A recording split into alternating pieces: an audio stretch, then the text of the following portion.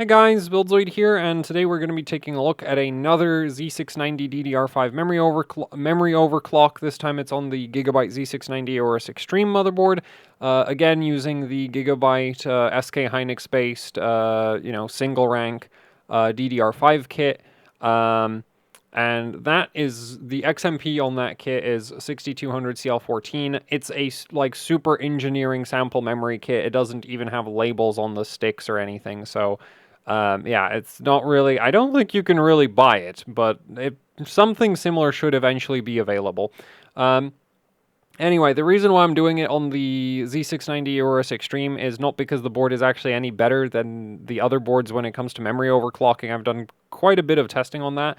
I just had the board on the test bench because there's some other stuff that I'm testing with the board, and I figured, since I already have it out, I may as well get some, may as well mess around with getting a stable memory overclock dialed in on the board. And so that's what we're taking a look at here today. I've also been messing around with some CPU overclocking. Well, like I said, other testing, though a lot of the other testing could have been done with other boards, but it's just kind of like, well, it's already here, and I'm not making good progress on getting stuff done, so get as much stuff done on every board between board changes. Anyway, let's take a look at the actual overclock. So, also, unlike some of last time I pulled out these memory sticks and ran them on the Tachyon, I actually had a fan sitting on top of the memory sticks.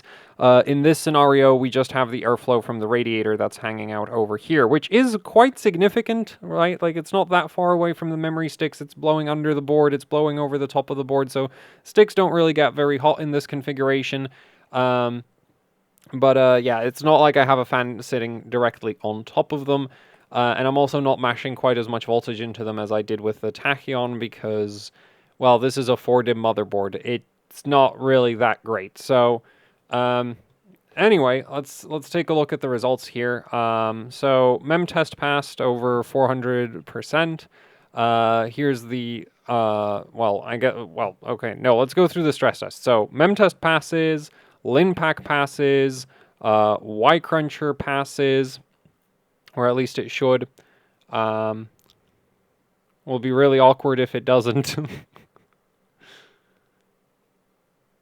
And yeah, and the thing that I've been experimenting with on the CPU is right now the CPU actually has a dynamic overclock where 4 cores will go up to 5.35 gigahertz, and then for all core workloads it drops down to 5.05 gigahertz. And there is a BCLK overclock on this because, as it turns out, there is a hard limit on AVX2 instructions where you can't run them above the 51x multiplier, which is a bit weird. So that's why I'm at 105 BCLK, and the memory's not really running that high a memory speed. We're at, I believe, 6160 right now, or something like that. It's a pretty awkward combination of memory ratio and BCLK, so kind of hard to remember the frequency off the top of my head. I should really not be saying frequency and saying memory speed because, it's the DDR effective memory speed. But, yeah, anyway. So we'll just wait. Yeah, so Y-Cruncher finishes. Oh, that's a pretty quick one. Yeah, so we're at 6160 megabits per second, CL32. Timing's the priority for me with this, well, no, it's not so much, well, yes, the priority for me with this overclock was, stability, very much so. And the thing with the 4DIMM boards that I've noticed, so boards like the Z690 Aorus Xtreme, the Z690 Master, the Z690 Aero D, is that while all of them are capable of booting, say, 6400 megabits per second, and I've booted even 6600 megabits per second on the Master and the Xtreme, and actually I have a screenshot of the Master doing, I think, 6700. The stability, once you go significantly past 6200 megabits per second, is awful. Like, I have not managed to get a single passive mem test above 6240 megabits per second. Like 6300 megabits per second, it would error around like 300%. And that was with much looser timings than we're looking at right now. And then at 6400, I've not had a pass at all. I've not been able to do 100% of mem test, not a single time. And because of that, like we're at 6160 megabits per second here. So a little over 6200 can work. In this case, we're a little under because of just the BCLK that I'm using to get the CPU clocks that I want. Yeah, so Z690, 4DIMM motherboards, pretty, like, if you go by the memory frequencies that they'll, like, the memory speeds that you're able to boot, compared to the 1 DIMM per channel boards, it looks pretty good, and then you start trying to run stress tests and you find out it's so much worse. So, yeah, anyway, that's why we're at a relatively low speed. However, the IDA results aren't too bad, right? We're still getting well over 100 gigabytes per second read, over 100 gigabytes per second write, copy. Latency is actually really low. But this, I think, is just a problem of IDA being a horribly inconsistent benchmark, where I was really expecting, because in earlier testing, this set of, not exactly these settings, but something very similar to this, was getting around 53.3 nanoseconds, and then I, like, I think I tweaked a few things, but I don't think I tweaked anything that should result in, like, a 3 nanosecond latency reduction. Yeah, actually, I think I maybe just changed the BCLK or something. And then the latency just dropped after a restart. As you saw, we also got a 50.8, and now it's at a 51.5. So the latency value in IDA seems to really like to float around a lot. And so I wouldn't put too much, like, I wouldn't give it too much attention. Yeah, I've not really been a big fan of the IDA benchmark, and right now it's being awfully consistent. Like, I've had it go up from like 53.3 all the way up to 57 sometimes, which is just, yeah. Right now it's being awfully consistent, and as a way to prove that, like, make me look bad. Okay, well, whatever. So, yeah, so there's the IDA benchmark, Y-Cruncher runs, LinPack runs. LinPack is getting, the thing is, this isn't comparable to a lot of the past memory tests that I've done, because LinPack is actually CPU bottlenecked on Alder Lake, because DDR5 just, so with DDR4 CPUs, LinPack is really memory limited. But I think the combination of the Alder Lake memory controller being more efficient, because the funny thing is, old Intel CPUs would have, because even on DDR4, Alder Lake gets really good, like, isn't as memory bound as you would normally expect it to be. And on DDR5, it's really not that memory bound whatsoever, because the thing DDR5 really gives you is just piles and piles of memory bandwidth.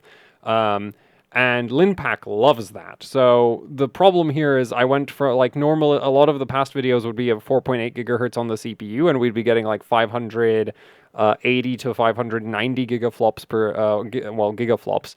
And, well, I've bumped it up to 5.05, and so now we're getting over 600 gigaflops, and most of that is basically from the CPU overclock. It's really not related to it's not that much tied to the memory. However, obviously, I'm still using LinPack. Like, basically, these numbers are comparable if you have a CPU running similar settings. But of course, the primary purpose of me using LinPack is that it's a good stress test for the memory controller, so I don't so much care for it as a benchmark. I think ideally, well, the issue is a lot of the, like, good memory benchmarks tend to have a significant CPU component to them. So even something like SuperPi 32 million, which is the most memory latency sensitive benchmark that I'm aware of, it's super CPU bottlenecked, and it's single-threaded. So if your CPU frequency changes, it completely throws off the results. So that makes, like, you know, so yeah, synthetics like IDA are convenient. It's just that they're not very accurate.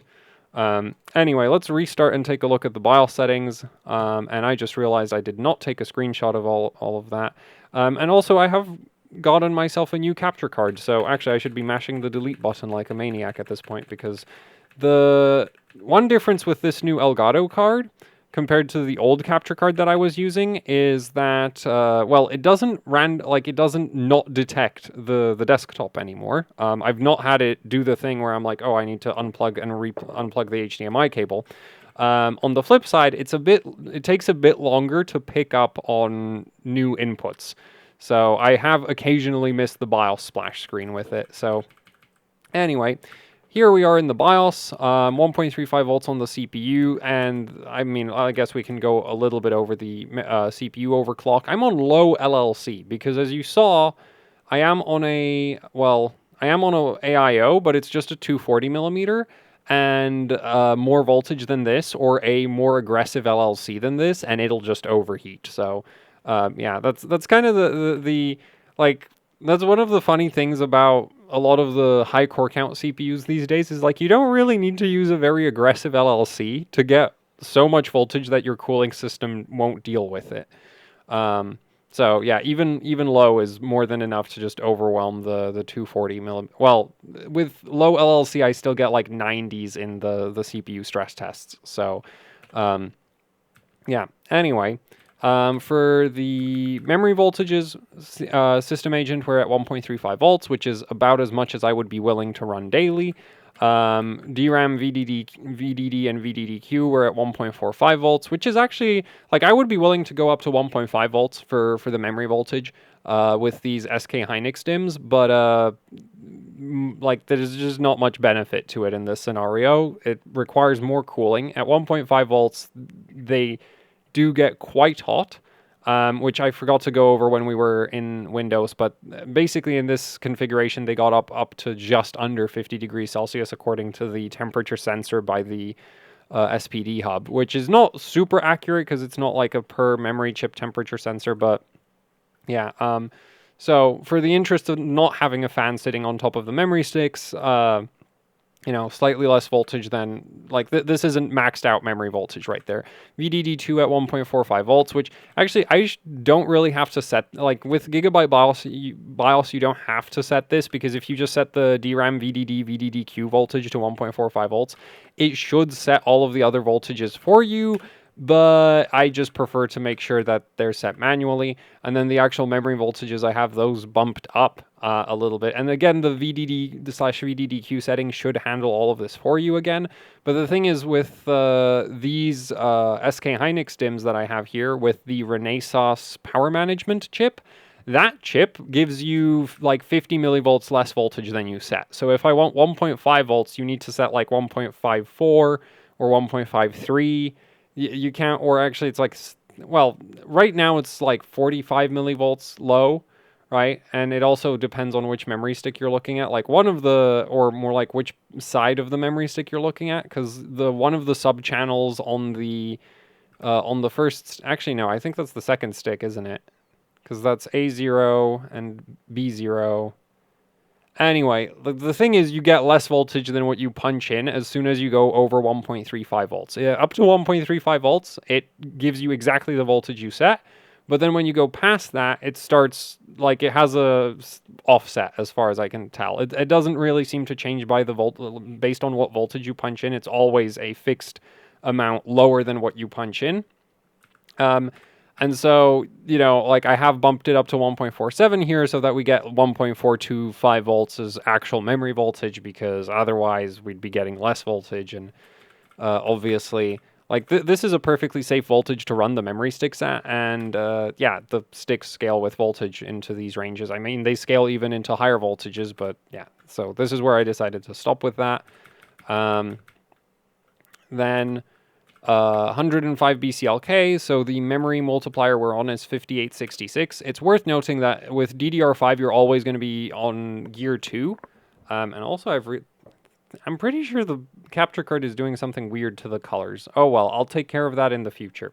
Yeah, with DDR5, you're always going to be in gear 2. Well, I guess maybe if you're going for like a high memory speed screenshot, then you might want to go into gear 4 for that. But if you actually care about performance, you're always going to be in gear 2, because gear 1 doesn't work for DDR5 and gear 2 is faster than gear 4. So anyway, if you're in Gear 2, not all of the memory ratios work. So like 58 works, 5866 works, but I don't believe 5900 works. 6000 works, 6100 doesn't, 6133 I pretty sure also doesn't, 6200 works. And so there's certain memory speeds that you just don't like, they don't work. And unfortunately, the Gigabyte BIOS doesn't make this clear in any way. Other manufacturers, they'll show you which ratios are actually like functional, but yeah, the Gigabyte BIOS doesn't do that. Anyway, let's take a look at the timings. So we're at 32, 38, 38, 80. TRAS on SK Hynix DIMMs, in my experience, doesn't really seem to do anything. Like, you can punch 28 in, or actually, you can basically punch in whatever value the BIOS will allow you to do. It's just that the performance doesn't change. It just kind of doesn't do anything. So yeah, I've just left that at 80. TWR is on auto, but you'll notice that it's actually reading out as 10. Over in these two columns, it's reading out as 10. And the reason for that is very, very simple. I have the TWR pre-DEN set to 44 and TWR pre set to 44 as well. TRD pre is set to 12, and that basically just sets the RTP to 12. T falls at 16, command rate is at 2, because 1T command rate just kind of doesn't seem to work on Gigabyte motherboards right now. TCWL is on auto because the motherboard will automatically set it 2 ticks below your cast latency. So with a cast latency of 32, you would normally want to run a cast write latency of maybe 28, 30, or like 32 potentially, depending on, what exactly your system needs. But since the board defaults it to 30, I'm just going to let it do it. Like, I'm just going to leave that on its own, though I could, it might be well, I don't think it would help anything, but if you wanted to, you could set it to 30. Yeah, because it does really just, it's a fixed rule with this motherboard's BIOS, where it's like, if you have cast latency 32, your cast write latency is going to be 30. If you set your cast latency to 34, your cast write latency is going to be 32, right? So it's always going to be 2 ticks down, and that's a perfectly good rule to follow in general. Like, that works, so no reason to mess with that. TRRD is a 4.6. 4.4, I don't think 4.4 works with at these high speeds. So I think I can't remember right now. The best TRRD settings you can run is 4.4, but I don't have I can't think of having a pass, like a mem test pass at 4.4. Anyway, one of the strengths of SK Hynix memory is the TRFC and the TRFC per bank timings. Both of these can go quite low, so for TRFC2 we're down at 300, and TRFC per bank we're at 222, because it's just convenient to punch in 222 on the keyboard. The TRFC timing doesn't work. You'll notice that if you look at the readout column over here, the TRFC2 setting is copied over to the TRFC settings, and this is just how that works on Gigabyte boards. You leave your TRFC on auto, and you only set the TRFC2 value because the TRFC value is ignored, I believe, is what's going on with that. Basically, if you try to set that, it doesn't do anything. So you should just leave that on auto and set TRFC2 instead. Anyway, TREFI doesn't go any higher than 65,000. So, though funnily enough, it should be able to. It's just Gigabyte doesn't seem to have implemented that option yet, because I do know on other motherboards you can set TREFI to absolutely ridiculous values. But none of the Gigabyte boards have allowed you to do that just yet. TXP is at 4. This slightly improves the memory latency. And so, yeah, and there's really no harm to stability to just setting that to 4. So that's down at 4. TCKE of 4. And then for the tertiaries, this is a bit looser than what you could maybe do. Like, potentially 11.7 would be possible for the same group and different group timings here.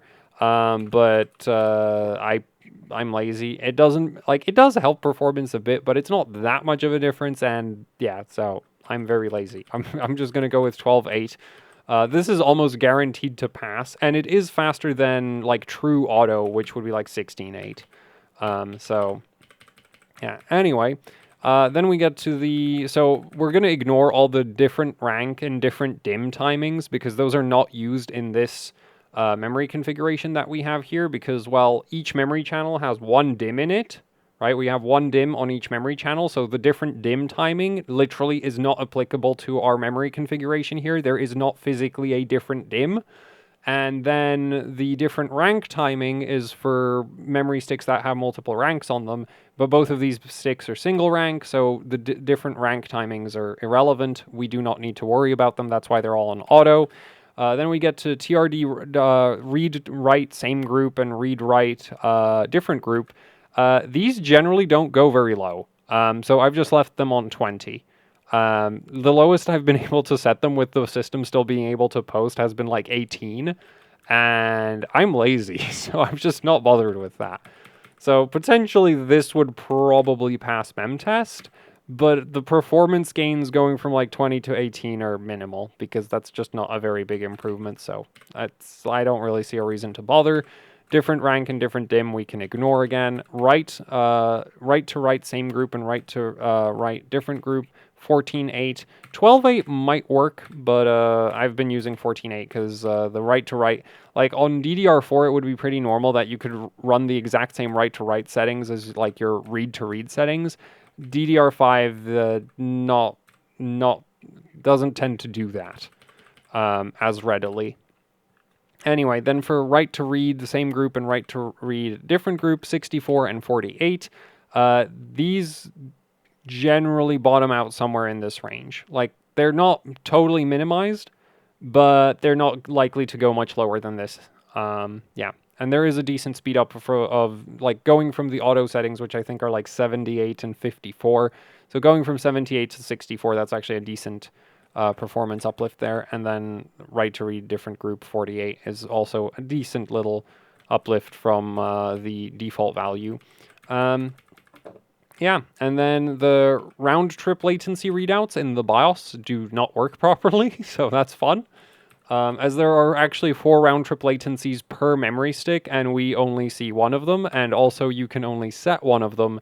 And so if you try to mess with the RTLs right now, even if you just try to like lock them to the values that the board is already using, that will not work. So don't try to do that, because yeah, it will not work. And then for the termination settings, those are all on auto. I have not run into any scenario where fiddling with the termination settings has done anything so far with these memory sticks. So yeah, evidently Gigabyte makes this memory, like Gigabyte literally makes this RAM, and they test this RAM on their own motherboards, so it kind of makes sense that the default termination settings on their motherboards would match up with the memory that they literally produce. So yeah, I'm not too surprised that there's no point in trying to adjust these, but yeah. So these are all on auto because changing them just doesn't really achieve anything. Yeah, so that's the actual memory settings. And then the CPU ring ratio is down at 46, but again, that's times 105 on the BCLK, so that ends up being a ring ratio of like 4.8 something. Gigahertz, like, well, an actual ring speed of 4.8 something gigahertz, and it's possible to run that really high ring speed because I obviously have the E-cores disabled, because I don't know why you'd want to have them turned on. Like, they just get in the way of any kind of memory intensive workloads. They also make memtest run slower. Like, even if you tell memtest to run on 24 threads, if you have the E-cores turned on, it slows down memtest, which is just like, I'd rather not deal with that. You know? So, anyway. Yeah, what did I want to point out? Right, frequency clipping and voltage reduction, those are both disabled. Frequency clipping is really annoying. If the CPU ever goes over 70 degrees, it just massively underclocks, so you should always disable that. Like, this is such a stupid setting from Intel. Anyway, and then here you can see the actual like dynamic overclock that I have on the CPU. So 51 for the first 4 core, well, 51 up to 4 cores, then 50 on 5, 49 and 48. I don't really, like, I know you can technically, like, it's probably possible that the chip would do maybe 5.4 on, or maybe 5.5 on 1 core. The thing is, it is very unlikely that your CPU is actually ever going to be loaded on just 1 core. And the way the CPU's clock management works is it will downclock immediately if there's anything running on another core. So really high single core boost is kind of useless in my opinion. And anyway, C states are on auto, power limits are maxed out. Mind you, I don't have this overclock that I have set up completely validated here, but I've not managed to get it to crash with Prime 95 yet, so I'm pretty sure it's not too far from being completely stable. And then the per core limits are all the way up at 51, and this is just to make sure that no matter which 4 cores end up getting used, they always run at 5.35 gigahertz. Right, because Windows likes to throw threads around between the cores for no apparent reason. And so, yeah, the cores all have the same ratio limit, even though, like, technically 2 of the cores do have, like, could go higher. The thing is just, like, I don't really want to leave it up to chance with the OS deciding to use the other cores randomly. So, yeah, anyway, it's kind of that. Like, the main focus here is obviously the memory overclock, and to that extent, like, if you have a 8-layer PCB 4-DIMM Gigabyte motherboard, something like, you know, well, a more normal version of this would look basically like this. There. And that would basically work. Like, exactly the same settings that I'm running right now, maybe with a TRCD of 39 instead of 38. And this is, of course, like, assuming that you have SK Hynix-based memory sticks and not, like, Samsung sticks. I don't know how Samsung sticks work. I've not tested any yet. So, yeah, anyway. But, you know, this is sort of the timings I would expect to run on Hynix memory. You know, it's really kind of weird to look at the like secondaries and then look at how, like, I've not set any of them. But the reason is, like, WTR is configured by tertiary timings. Like, these 2 timings are not actually a thing on Intel CPUs. The CAS, so these are real, but if you try to lower, like, they don't go lower. I've tried lowering them. It makes you basically can't post. Then TRFC, that one doesn't work. TRFC2, well, that one's set correctly. RTP, you configure that one by changing this instead. And then TFAW, well, that's at 16. That doesn't go lower. Command rate is at 2. So, yeah, I know it looks... And, oh, yeah, TRC is a timing that Intel CPUs don't technically have, if I'm not mistaken. So, yeah, like, I do believe it gets calculated from TRAS and TRP, but I don't think I don't think you can actually set it directly. So it's kind of weird that Gigabyte BIOS includes it, but yeah. Anyway, and then I've already gone over, you know, that TWR is configured by these 2 timings down here, by WRPDEN and WRPRE. So, yeah, anyway, that's it for sort of SK Hynix overclocking on 4-DIMM Gigabyte motherboards. If you have SK Hynix DIMMs, you can probably do like 6000 or 6200 CL32 with similar subtimings with just like 1.45 volts. Yeah, and then VCCSA 1.35 volts. You really don't need to do anything else, right? All the PLLs are on auto. And then the LLC, like what LLC and CPU core voltage and like CPU ratios you run, that's obviously going to depend on your specific CPU. Anyway, so yeah, that's it for this video. Hopefully this is somewhat useful for anybody who happens to get lucky enough to have SK Hynix DDR5 memory sticks, because as far as I'm aware, those are rather rare right now. Samsung seems to be the far more common, like, high-performance DDR5 option currently, but yeah, I don't have any of that myself right now, so that's why we're taking a look at these SK Hynix DIMMs. So yeah, anyway, that's it for the video. Hopefully it was somewhat helpful. Thanks for watching. Like, share, subscribe, leave any comments, questions, suggestions down in the comment section below. If you'd like to support what I do here with the channel, I have a Patreon. There's a link to that down in the description below. There's also the AHOC Teespring store where you can pick up shirts, stickers, posters, you know, the usual YouTuber merch.